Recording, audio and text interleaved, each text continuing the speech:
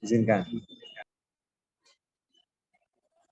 Ya, kita akan membahas noun atau kata benda. Sebelum kita jauh membahas mengenai noun atau kata benda, kita lihat terlebih dahulu mengapa di pertemuan ini kita belajar noun pertama kali sebelum kita belajar yang lain-lain. Mungkin di SMA, SMP, kita semua sudah belajar grammar, past tense, simple past tense, dan seterusnya, sampai hafal, sampai luar kepala, tapi kita coba kembali lagi untuk melihat secara mendasar ya. Kenapa kita belajar noun terlebih dahulu? Karena relatif mudah untuk diidentifikasi. Relatif mudah untuk dibedakan dengan jenis kata yang lain. Kita bisa lihat dari akhir katanya ya. Kalau ada kumpulan bahasa Inggris, kemudian kita disuruh mencari mana sih yang noun, biasanya seringkali adalah dia yang diakhiri oleh pertama ion, ian ya. Misalnya nation, action, passion. Oke, itu adalah bisa kita pastikan kalau ada kata dalam bahasa Inggris diakhiri oleh ion, sangat mungkin atau hampir pasti. Kenapa saya katakan hampir pasti? Karena ada pengecualian, tapi 98% dia adalah kata benda. Nation, action, passion. Oke.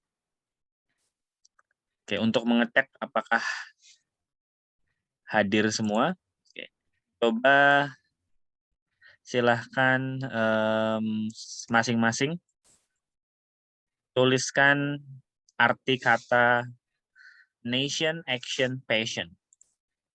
Coba tulis di chat box. Masing-masing mahasiswa silakan tulis di chat box. Apa arti kata nation, action, dan passion?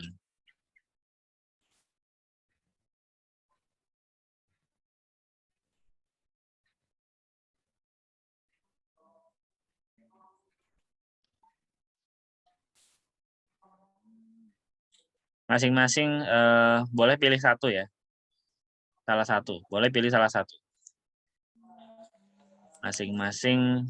Ya, terima kasih yang sudah menulis, Kurnia Amelia dan Fikri.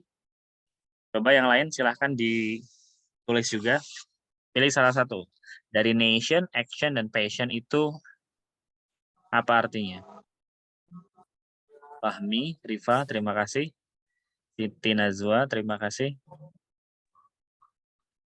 Ini pertemuan online-nya direkam sehingga semua chat dan semua audio serta video yang ada di pertemuan ini akan terekam. Terima kasih Nur Afni, Aliza, Dava,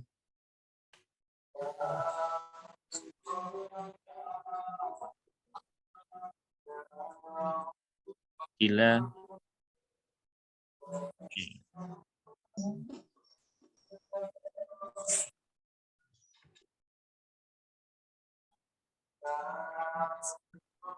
SMP Plus Alwatasi.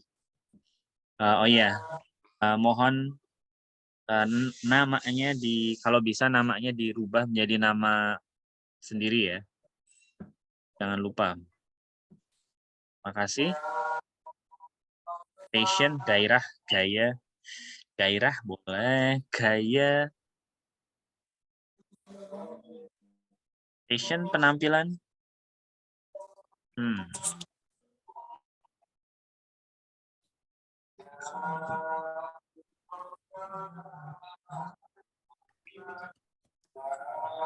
Ya, terima kasih yang sudah menulis arti-artinya.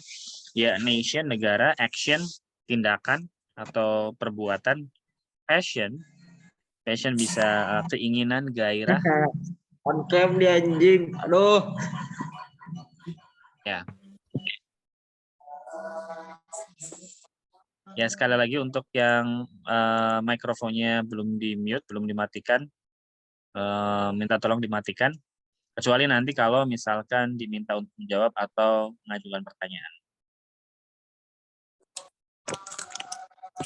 Jadi, nation, action, passion itu adalah salah satu jenis kata benda.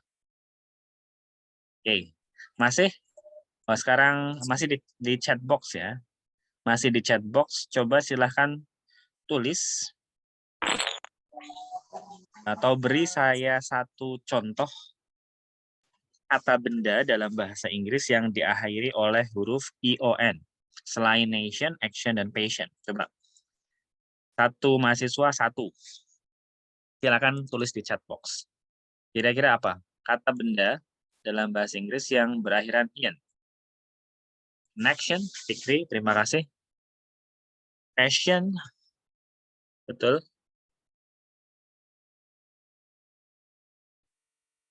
Yang lain, baru dua ini Fikri dan Muhammad Rajwansyah. Motivation, betul, itu kata benda juga.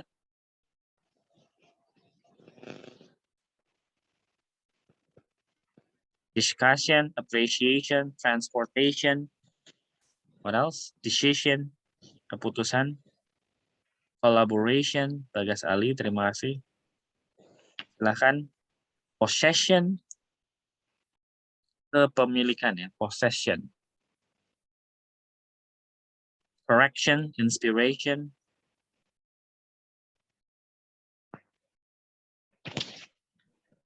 Caption, ya caption. Obsession, caption ya. Caption yang sering kita temui di Instagram dan solution. Construction, construction pakai K atau pakai C? Dilihat lagi. Population, bastion, imagination. Yes. Decision tadi sudah di atas. Cari yang lain, Nur Afni. Tadi di atas sudah ada yang menulis decision. Suggestion, station, suggestions, conception, construction, education, admiration, modification. Oke, jadi banyak yang berakhiran in. Itu adalah kata benda. Cooperation, operate. Setelah P itu huruf E ya, cooperation, mission, imagination. Oke, thank you. Terima kasih. Oke, sekarang kita lanjut ke identifikasi yang kedua. Itu bisa kita lihat dari bunyi ER atau huruf ER ya. Misalnya driver, singer, teacher. Oke. Itu adalah kata benda. Driver, sopir, singer, penyanyi, teacher, itu adalah guru. Nah, khusus untuk ER ini, saya sering dengar orang menyebut ini. Ini juga kata benda berakhiran ER. Nah, sekarang saya ingin ada yang bisa memberikan contoh bagaimana pengucapan atau pronunciation dari kata ini yang berwarna biru ini yang di bawah. Ada, silakan. Ada yang ingin memberi contoh? Saya, Pak. Oke, siapa? Ya, nggak kelihatan ini. Oke, silakan Dila. Finger. Oke, saya tampung dulu. Ada yang ingin berpendapat berbeda?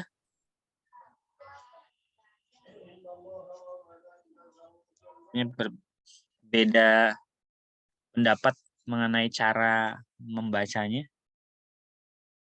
Ada yang ingin mencoba atau punya pendapat berbeda?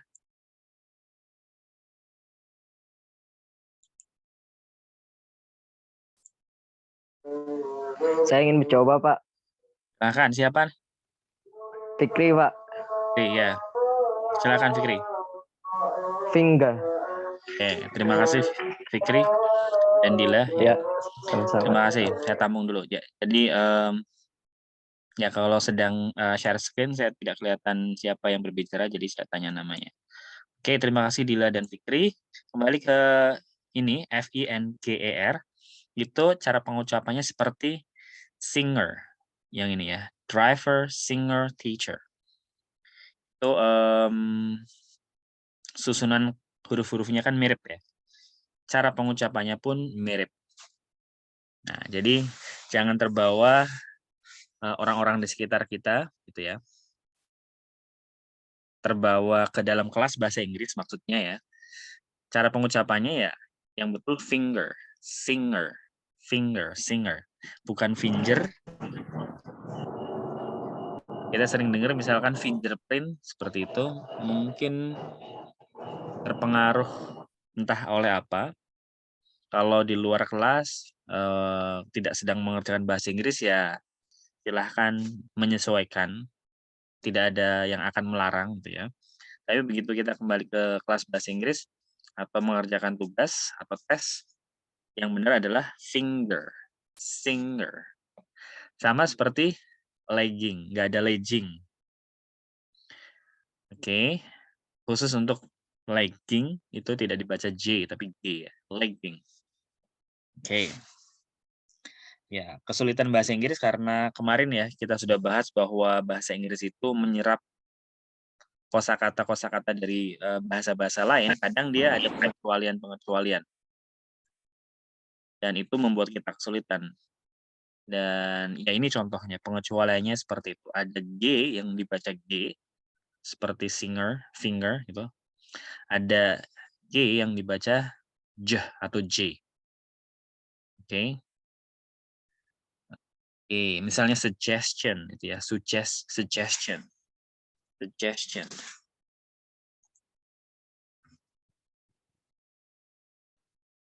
Nah, ini suggestion G-nya dibaca J. Suggestion. Sementara yang G atas dibaca biasa finger. Oke. Lanjut. Yang ketiga, biasanya kata benda itu bisa kita lihat dari akhiran TY. Misalnya beauty, kecantikan, nationality, kewarganegaraan, sincerity, ketulusan, honesty, kejujuran. Ya, beauty, nationality, sincerity, honesty. Beauty dari kata beautiful. Kalau beautiful cantik, tapi kalau beauty kata benda kecantikan. Oke, saya ulangi. Beautiful, cantik, sifat sesuatu. Kalau beauty, kecantikan. Oke. Nah, kalau kita ketemu dengan kata-kata dalam bahasa Inggris yang diakhiri oleh TY, kita pastikan dia adalah kata benda atau noun. Kemudian bisa kita identifikasi juga dengan akhiran IST. Misalnya panelist, analyst, socialist. Panelist orang yang ikut panel, analis orang yang pekerjaannya itu sebagai analis, ya, orang yang suka menganalisis, sosialis orang yang berpemahaman sosialis. Misalnya kalau di Indonesia sosialis, ada juga komunis misalkan, itu juga seseorang yang pekerjaannya atau pemahamannya seperti di dalam kata sebelumnya ya. Panelis, orangnya sebagai panel, atau panel itu kan berarti seperti talk show, pembicaranya itu lebih dari satu. Nah, karena dia dipanelkan, dijejer-jejerkan dengan pembicara lain, maka dia disebut panelis. Oke, jadi kenapa bahasa Inggris ketika kita belajar bahasa Inggris ya, belajar noun dulu karena untuk identifikasi kata benda itu cenderung mudah untuk diidentifikasi. Oke, next. Kemudian noun itu adalah basic atau dasar, elemen dasar dari bahasa. Entah bahasa Inggris, bahasa Indonesia, bahasa Arab, dan seterusnya. Itu noun, kata benda itu dia elemen dasarnya. Maksudnya elemen dasar apa? Dia adalah berposisi sebagai subjek atau objek ya. Dia bisa berposisi sebagai subjek atau objek. Oke. Dari logikanya bisa kita pahami ya, subjek itu yang melakukan sesuatu. Oke, berarti yang melakukan sesuatu itu pasti sesuatu ya, benda, entah benda hidup, entah benda mati. Misalnya birds fly. Birds fly, burung terbang. Apa yang terbang atau siapa yang terbang pasti benda. Nggak mungkin bukan benda bisa terbang ya. Apapun kalau lakukan sesuatu dia pasti benda. Noun, birds fly, burung terbang. Hatiku terbang, ya tetap saja. Entah hati secara fisik atau hati secara kiasan ya tetap benda itu ya. Birds fly, my heart's fly misalnya. Oke. Jadi basic element dia adalah subjek dari sesuatu. Birds fly. Oke. Kemudian ada contoh-contoh yang lain ya. I go, I know. Ya, yang di arsir kuning itu adalah benda. Dia yang melakukan sesuatu ya, subjek. Benda juga dia elemen dasar dari kalimat. Dia bisa menjadi objek yang terkena suatu perbuatan. Misalkan, I buy some flowers. Aku membeli beberapa atau banyak flowers, banyak bunga-bunga. Flowers ini adalah yang terkena aktivitas beli. Contoh selanjutnya, she buys a book. Dia membeli sebuah buku. Dia perempuan membeli sebuah buku. Jadi buku di sini objek, dia terkena aktivitas membeli. Kemudian kenapa kita mengawali dengan noun? Karena when analyzing, sometimes it's not necessary understanding the context. Jadi kadang untuk mengidentifikasi mana kata benda, kita tidak perlu mengidentifikasi atau memahami konteks dari kalimat langsung. Oke. Kadang kita ingin memahami kalimat per kalimat kan kita harus membaca dari awal sampai akhir. Tapi untuk memahami mana kata bendanya, kita langsung saja bisa langsung mengidentifikasi, bisa langsung mengenali mana kata benda itu. Oke. Every Saturday, Joe goes to the city center to buy an apple. Oke.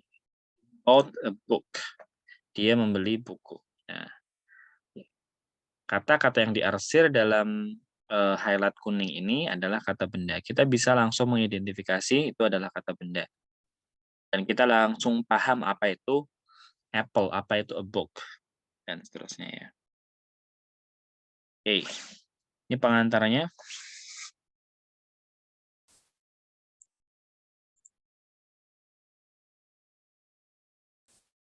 Jadi,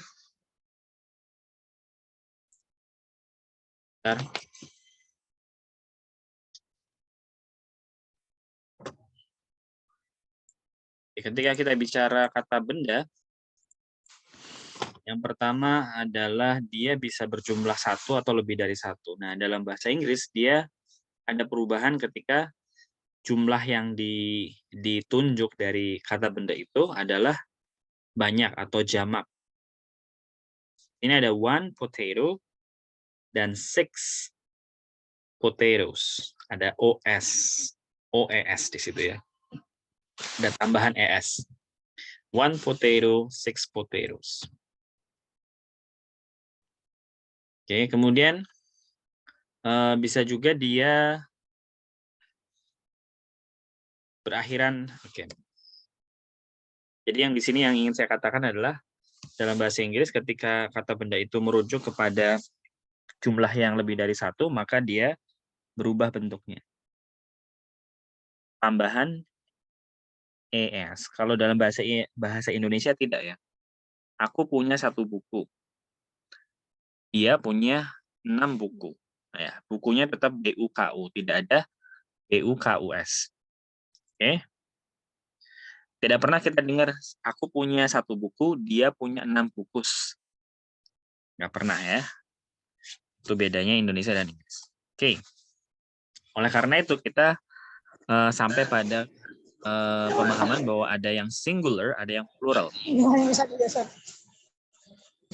One dream, two dreams. Ada kata benda yang singular atau tunggal, ada yang plural atau jamak.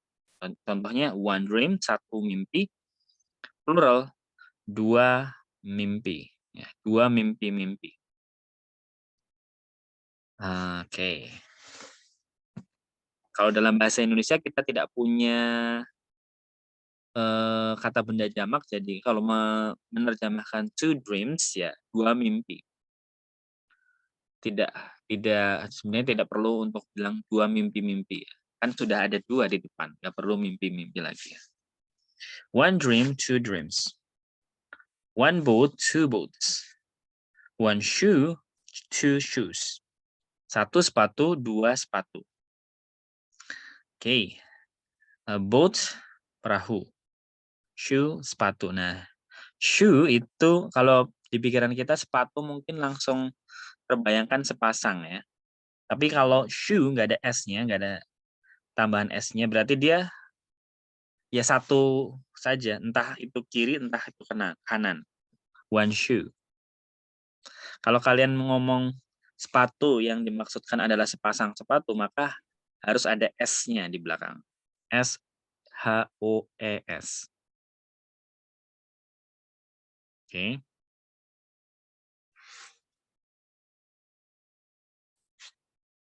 Okay. Most plural nouns adds S in the end of it.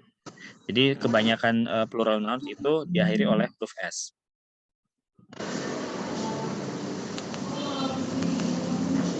Oke.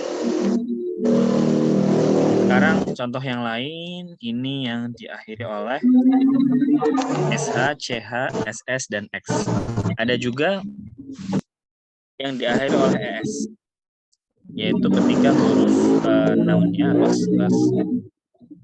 kata bendanya diakhiri oleh SH, CH, SS, dan X. Oke. Nah, untuk yang ini saya minta tolong salah satu untuk membacakan singular dan pluralnya.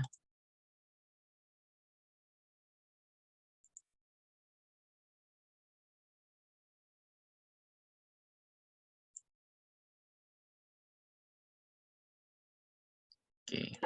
Saya, Pak. Ya, siapa? Umu Saidah. Silakan. Yang one glass. Semuanya. Coba Oh, semuanya dari atas. Dari singular dulu terus kemudian ke plural. Ya. One wish. One lunch. Ke plural dulu. One glass. One wish, kemudian two. One wish. 2 wishes. Oke. Yang kedua. One let's. Ya. One let's. Ya.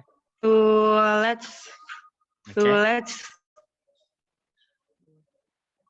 One glass. 2 glasses. Oke. One mix. 2 mix. Udah, Pak. Oke, ya. Jadi dengan mendengarkan dan dengan mengucapkan kalian jadi bisa lebih memahami ya. Seperti apa cara pengucapan yang benar dan lebih lama tersimpan di memori. Oke. Pengucapannya seperti ini. Yang pertama one wish, ada S jadi tebal, one wish, 2 wishes, one latch, 2 latches, one glass, 2 glasses, one mix, 2 mixes.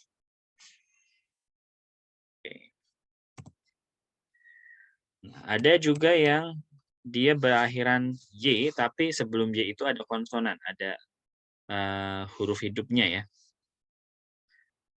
Itu dia pluralnya, bentuk pluralnya itu I, Y-nya berubah jadi I, kemudian ditambahkan ES.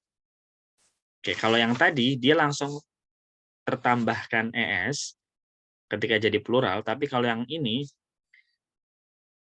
khusus untuk yang huruf noun-nya diakhiri oleh huruf Y, sebelum Y ada huruf konsonan, maka Y-nya berubah jadi I, kemudian baru ditambahkan S.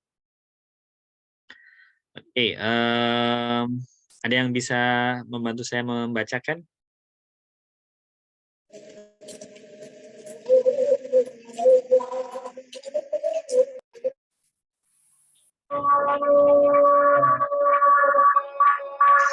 Saya mau Oke, yang mahasiswa dulu, yang cowok dulu. Siapa tadi itu? Halo. Ya, silakan.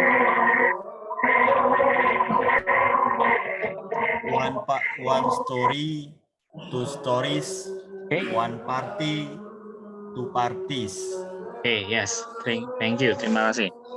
One story, two stories, one party, two parties. Oke, itu cara merubah dan cara membacanya.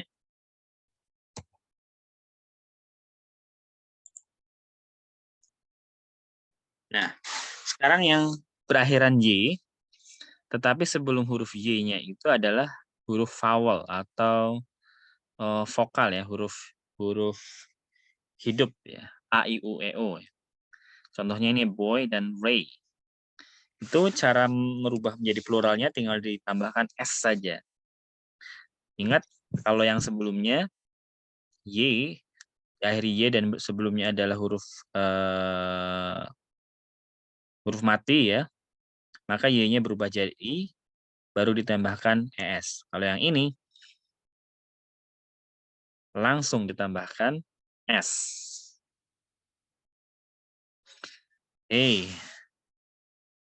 Sekali lagi ada yang bisa membacakan mungkin?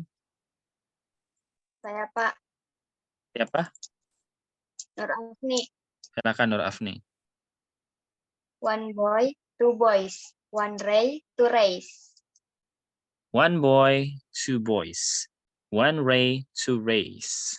Two rays. Oke, itu cara membacanya dan cara mengubah dari singular ke plural. Oke. Ada yang berbeda lagi ya, berbeda lagi. Jadi rumusnya macam-macam, tidak langsung ditambahkan S. Sekarang ketika kata bendanya itu menggunakan huruf F. One life, one elf. Oke. Maka dia FE atau huruf F-nya berubah menjadi VES. Oke. One life, two lives. One elf, two elves. Oke, saya minta tolong mungkin Raffi Kamal coba. Bisa membacakan Raffi Kamal? Ya, Bu. One life, two lives, one elf, two elves. Ya, jadi itu cara membacanya. Oke, coba saya lihat selanjutnya. Ya, jadi ada exception di sini, ada pengecualian.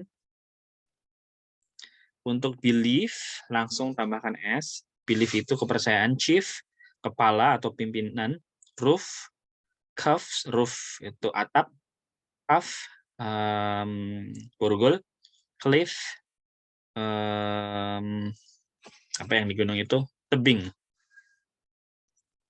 Oke. Waktu tinggal 5 menit. Bentar. Oh, ini yang tadi ya.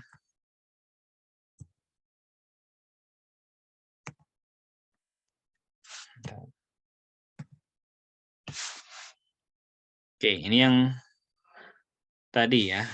Potato, potatoes. Nah, ini berakhiran O itu, maka cara mempluralkannya adalah ditambahkan OES atau OS langsung. One potato, two potatoes. One piano, two pianos. One zero, two zeros.